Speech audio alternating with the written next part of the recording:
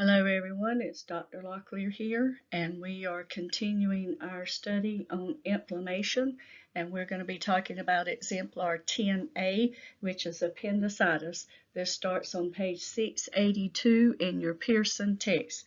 So let's see what's going on with this particular condition. We're going to describe the pathophysiology of appendicitis. How does it occur? What causes it? What are the risk factors? What do we see when we do our assessment? How do we diagnose? And how do we care for people of different age groups with appendicitis? And how do we apply the nursing process? Assessment is a key to identifying this particular disorder. So what's our overview? Appendicitis is inflammation of the variform appendix. It is a common cause of acute abdominal pain. In many cases, appendicitis treatment involves emergency abdominal surgery. Appendicitis affects 7% of the population. It can occur at any age, but is more common in adolescents and in young adults. And as you see, it's a little tissue at the end of the large intestines, and it becomes inflamed, and most of the times they have to remove it. What is the patho and the etiology? The appendix is a tube-like pouch attached to the cecum just below the ileocecal valve. It is usually located in the right iliac region in an area designated as McBurney Point, and you got a good picture of it on page 682.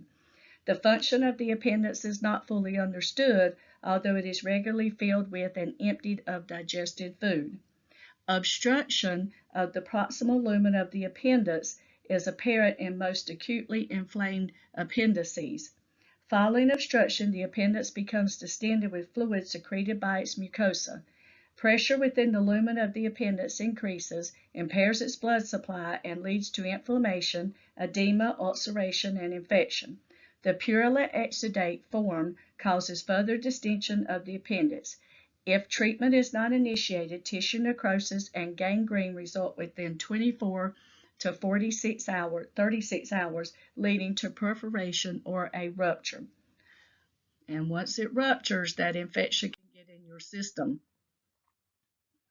Perforation allows the contents of the GI tract to flow into the peritoneal space of the abdomen, resulting in peritonitis, inflammation and bacterial infection of the entire abdominal area. Appendicitis is classified as simple, gangrenous, or perforated, depending on the stage in the process. In simple appendicitis, the appendix is inflamed but intact. In gangrenous appendicitis, areas of tissue necrosis and microscopic perforations are present in the appendix. A perforated appendix shows evidence of gross perforation or rupture and contamination of the peritoneal cavity. So what is our etiology? What causes it? Appendicitis almost always results from an obstruction in the appendiceal lumen. The obstruction is often caused by a hard mass of feces or fecalith. Other obstructive causes include a calculus or a stone, parasites such as pinworms, edema of lymphoid tissue, a tumor, or a foreign body. Continued secretion of mucus following acute obstruction of the lumen increases pressure, causing ischemia, inflammation, cellular death, and ulceration. And you have to get it out. Once it's inflamed and infected, it has to be removed. What are our risk factors and prevention? Adolescent boys are at greater risk, although fecaliths can occur in both genders at any age. Individuals whose diet is low in fiber or higher in carbohydrates are at greater risk for developing fecaliths. GI infections also promote appendicitis. Appendicitis cannot be prevented. Certain dietary habits may reduce the risk of developing this condition. Eating foods that contain high fiber content, such as fresh fruits and vegetables, decreases the incidence of appendicitis. So sometimes we just need to modify our diet. Clinical manifestations. So what will we see? In the initial characteristic manifestation of acute appendicitis is continuous, mild, generalized, or upper abdominal pain. Over the next 4 hours, the pain intensifies and localizes in the right lower quadrant of the abdomen. Pain associated with appendicitis is aggravated by moving, walking, or coughing. On palpation, location and rebound tenderness are noted at McBurney point. Rebound tenderness is demonstrated by relief of pain with direct palpation of McBurney point, followed by pain on release of pressure. Extension or internal rotation of the right hip increases the pain as well. In addition to pain, a low-grade fever, anorexia, nausea, and vomiting are often present, and you will see some nausea and vomiting with this. A lot of people do that. Because of less acute pain and local tenderness in older adults, the diagnosis is delayed. The course of acute appendicitis is more virulent in older adults, so complications can develop sooner and result in increased mortality. Pregnant women may develop right lower quadrant, peri-umbilical, or right subcostal under the rib cage pain due to possible displacement of the appendix by the distended uterus.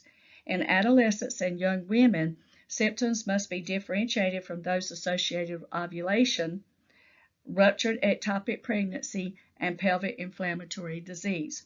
Possible complications related to acute appendicitis include perforation, peritonitis, which is dangerous, can these be because you can get septic, and abscess, accumulation of pus. Perforation is manifested by increased pain and a high fever. It can lead to a small localized abscess, local peritonitis, or significant generalized peritonitis. A less common disorder is chronic appendicitis, characterized by chronic abdominal pain and recurrent acute attacks at intervals of several months or more. Other conditions such as irritable bowel and renal disorders often cause manifestations attributed to chronic appendicitis. And on page 683, you have the clinical manifestations: peritonitis resulting from appendix rupture with bowel contents leaking into the abdominal cavity, high fever, acute severe abdominal pain, abdominal distension, and can lead to death. The appendix has to be removed and be treated with antibiotics.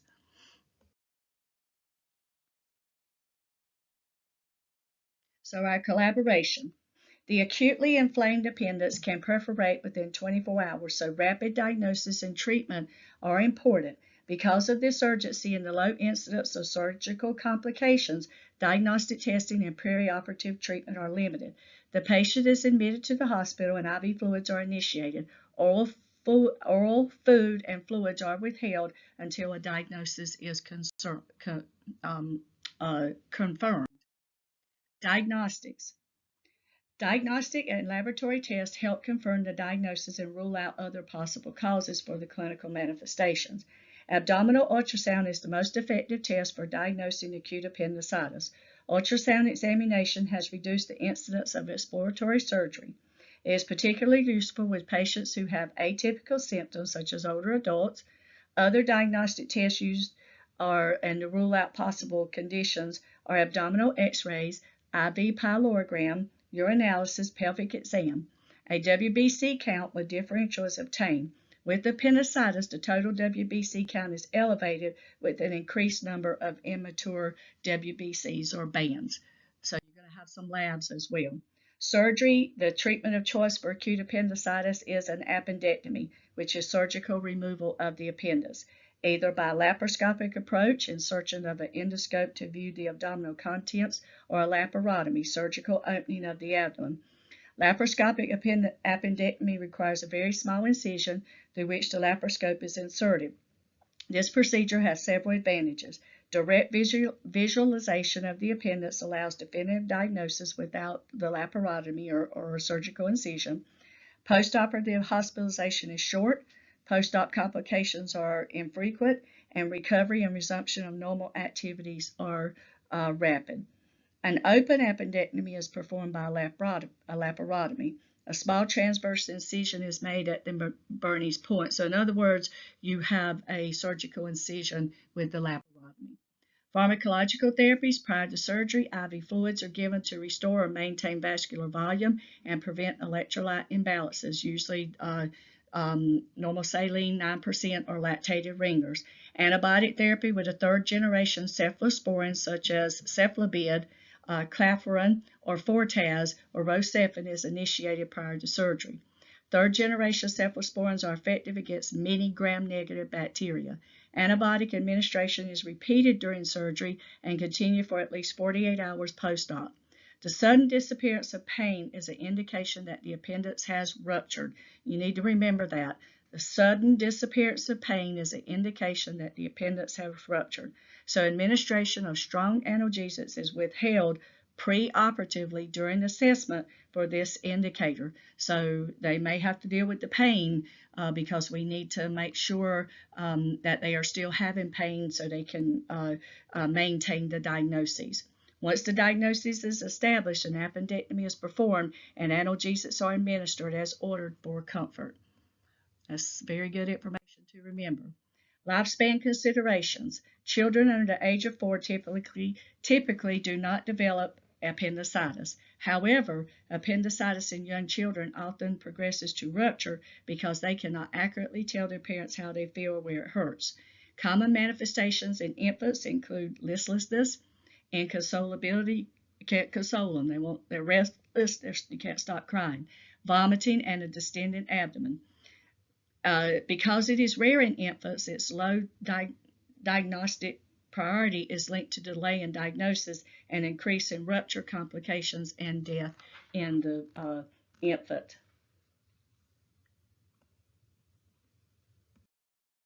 Pregnant women. Acute appendicitis is one of the most common surgical presentations in pregnant women, yet its management is not always clear. Appendicitis in pregnancy may be managed jointly by both the surgical and obstetric teams, which can lead to discrepant pathways that may be detrimental to the patient. Therefore, appendicitis in the pregnant woman is seen as a complex problem that needs careful consideration, because you got to consider the fetus and not put them in danger as well. Older adults. Less than 30% of older adults who have appendicitis present with classic symptoms. Almost half of older adults are afebrile, half demonstrate no rebound or involuntary guarding in that lower abdominal area, and 1/4 have no lower right quadrant tenderness. So they might present with confusion, and a lot of times they may think they're just constipated because that can be painful as well.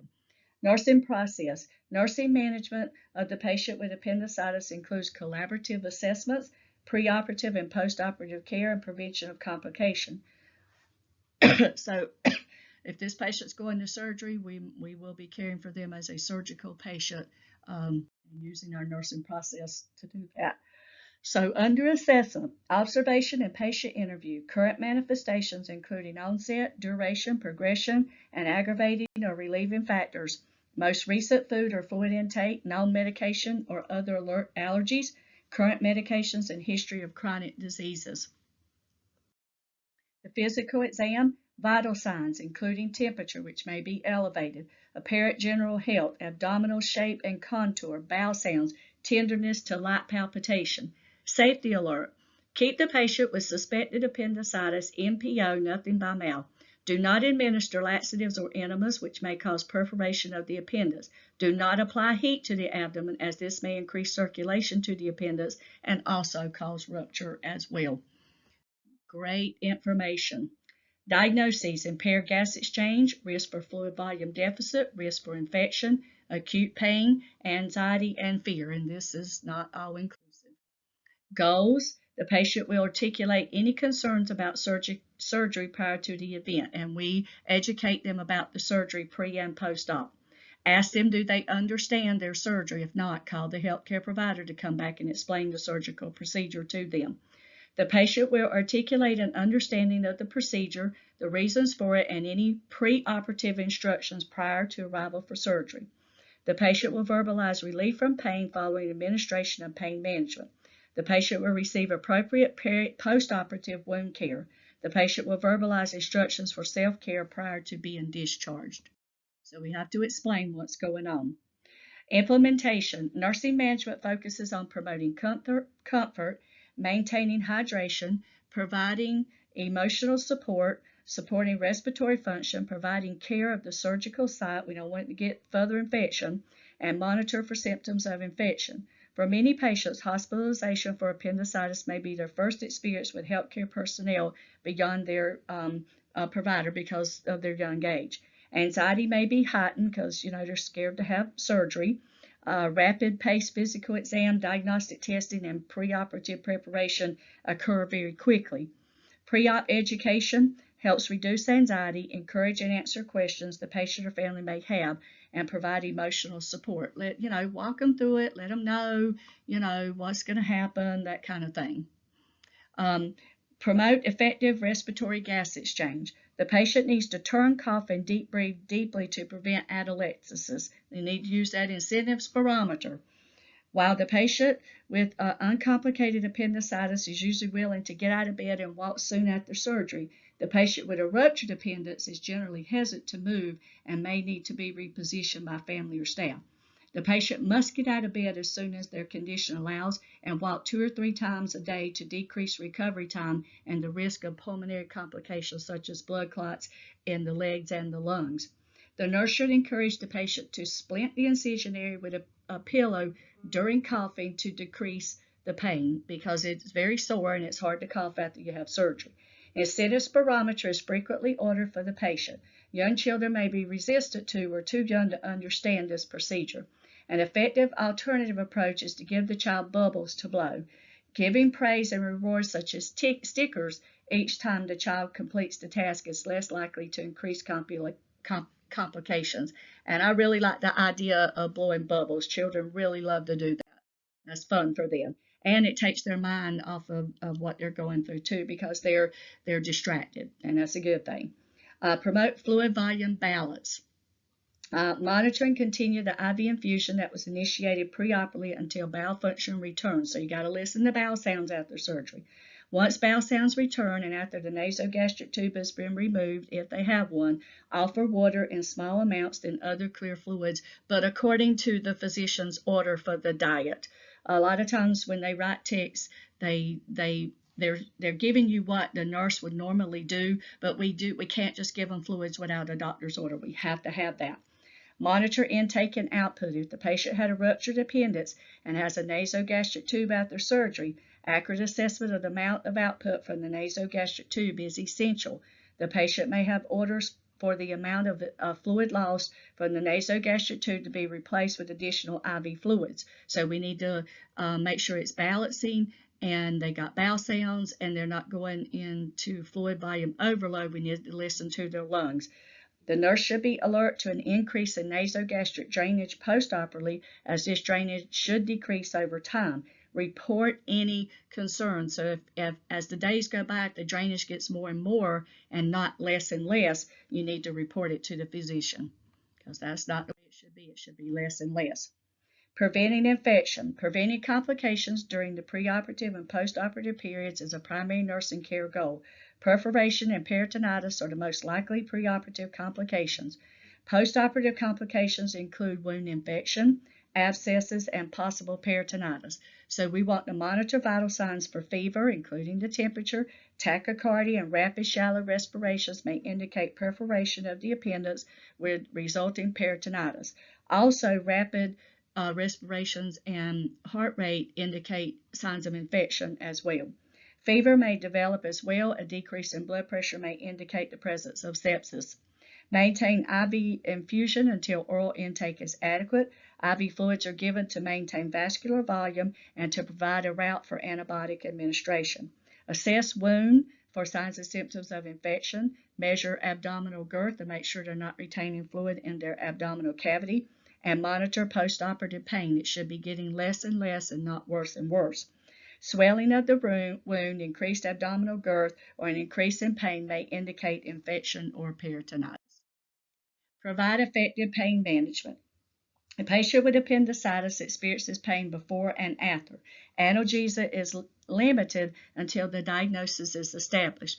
Postoperative pain is controlled by opioid or non-opioid analgesics. Assess pain, including its etiology, location, severity, and duration. Report any unexpected changes in the nature of the pain. Both pre-op and post-op, the patient's pain provides important clues about the diagnosis and possible complications such as the rupture of the appendix or peritonitis. Remember, if it ruptures before you go to surgery and they say, oh, the pain's gone, that should be a sign, okay? Administer analgesics as ordered. Pain medications can be given pre-op after a diagnosis is established. Provide analgesic post-operatively to maintain comfort and enhance mobility. Assess effectiveness of medication 30 minutes after administration. Report unrelieved pain. Pain unrelieved by the prescribed analgesia may indicate a complication or the need for further assessment. Abdominal distension may be monitored by measuring the abdominal girth every 4 hours or is indicated for the patient. In addition, continued abdominal discomfort and distension may indicate excess intestinal gas that may be better relieved by ambulation. Safety alert. Be alert to the child who does not complain of postoperative pain following surgery for a ruptured appendix. The child who does not verbally complain of pain may cry when approached and resist being moved or refuse to move in the bed. Proper pain management will facilitate the child's recovery and help prevent respiratory complications. Provide effective teaching. Look at the box on page 685. Postoperative teaching may be limited by pain and the emergent nature of the surgery.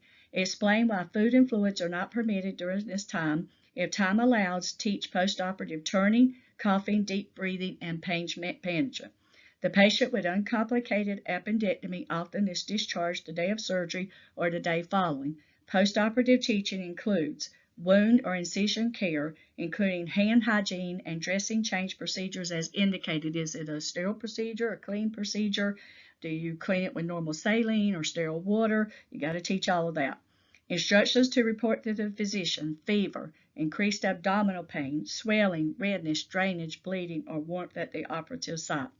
Activity limitations, limit lifting and driving, and may return to work when the doctor says it's okay to return to work. Evaluation. The patient will demonstrate effective respiratory gas exchange as evidenced by normal breath sounds, oxygen saturation of greater than or equal to 95%, and no indications of atelectasis. The patient demonstrates no signs or symptoms of secondary infection. Adequate hydration is achieved and maintained as evidenced by balanced oral intake and output and by no signs or symptoms of fluid overload or dehydration. Using a predetermined pain rating scale, the patient rates pain at a level that is tolerable. The patient verbalizes decreased fear and anxiety associated with the hospitalized procedure. And on page 686, you have a wonderful nursing care plan, a patient with acute appendicitis, and it gives you the assessment, your diagnoses, your planning, and then your implementation. I would definitely read through any of those that you have. All right, thank you.